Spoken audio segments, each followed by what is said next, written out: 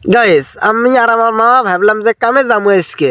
কামে যাওয়ার কারণে মামাদের নাঙ্গল মার্কা গাড়িটা নিয়ে বাড়ির থেকে বাইর হয়ে আসলো। আসি কিন্তু ফাইনালি মেনাপাড়া এসে পাচ্ছি, হাওয়াও গেছে গা। তা হাওয়া গেছে গা, এখন উপায় নাই, কারণ কামে যাওয়াই লাগবো। সেই কারণে ভাবলাম যে মামা যাওয়াই যাক, তো সামনে কিন্তু হাওয়া দিয়া যাবো। সেই কারণেই ভাবলাম মামা কিন্তু পায় সরম সরম পাওয়ার কারণে কিন্তু মামা আমাকে থুয়েই গেল গা গাড়ি চলায়। ভাবলাম যে আমি আসি নু, তেড়ে ভাবিল না না ভাবি গেল গা। আসি দিহি দুদিন মামা তে হাওয়া দিছে, হাওয়া দিয়ে খাড়াই আছে আমার জন্যই। তে আমিও গেলাম।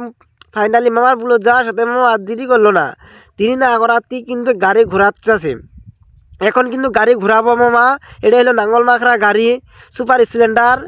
কম করে বয়স নিয়ে 15 হয়েছে, তাও কিন্তু এটাই চলা, কারণ নতুন গাড়ি এরা কিনেবে না। আমাদের নাই নাই কে, ওদের যে একটা ভালো থাকবো, ওদেরও নাই ভালো। তো আর কি করা যাবে, আমাদের জন্য নাই, আর বেলকে গালি পারি লাভ হবো না। তো এখন কিন্তু আসি পেলাম মেনাপাড়া বাতার। তো মেনাপাড়া বাতার আসি পাচ্ছি।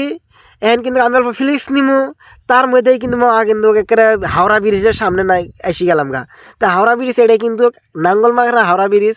এটা কিন্তু আমি জানি না কি ব্রিজ, নাম না জানার কারণে কিন্তু আমি ভুল করলাম। আরও নাম জানলে হয়তো নামি গেলাম উনি। তো এটা কিন্তু পার হতে কিন্তু বহু সময় লাগে, কারণ এই ব্রিজটাও কিন্তু অনেক বড়। এটার নাম জানি না, কেউ জানলে কমেন্ট করতে পারবেন। তো কিন্তু হাওড়া ব্রিজ পার হতে আসি কিন্তু বহু সময় লাগে হাওড়া ব্রিজ পার হইতে। কিন্তু হাওড়া ব্রিজ পার হতে হতে অসংখ্য হাওয়া কিন্তু আবার গেল গা। হাওয়া যাওয়াতে মামা কিন্তু রাগ পেয়ে গেল গা। এখন কী করবো, কামে তো কিন্তু আধা রাস্তা এসে গেলাম গা। এখন আধা রাস্তা আসছি, এখন তো না গেলেও হবো না। আমার কিন্তু মাথা ঘুরে গেছে গা। এত সময় কিন্তু আমি এত কষ্ট করে এলাম, আসার পরে যদি এখন যদি আমি না যাওয়ার পাই, তা আমার মাথা নষ্ট হবো। সেই কারণে ভাবলাম আমি ঠেলে নিলাম, তাহলে কিন্তু গেছে কেমন যাবো। তারপরে মামা যাক আর না যাক, আমি কিন্তু যাই লাগবো। সেই কারণে মামা করলাম তুমি কিন্তু গাড়ি ভাড়া করে নিয়ে আসো, না নিয়ে আসো, ওটা কিন্তু কাম নাই।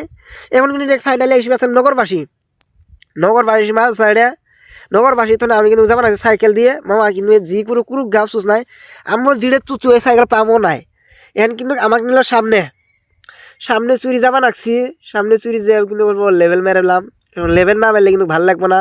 ফাইনালি এখন কিন্তু এসে পেয়ে গেছে যে কাম কাম কিন্তু পেয়ে গেছে। কামের কিন্তু অনেক কষ্ট। আসি যে বেড়া ধুরি সারাদিন ঢালাই, সারাদিনই ঢালাই করা লাগে, উপায় নাই। এখন উপায় নেই, তো নিচের কাম। আজকের মিনি ব্লগটা এখানে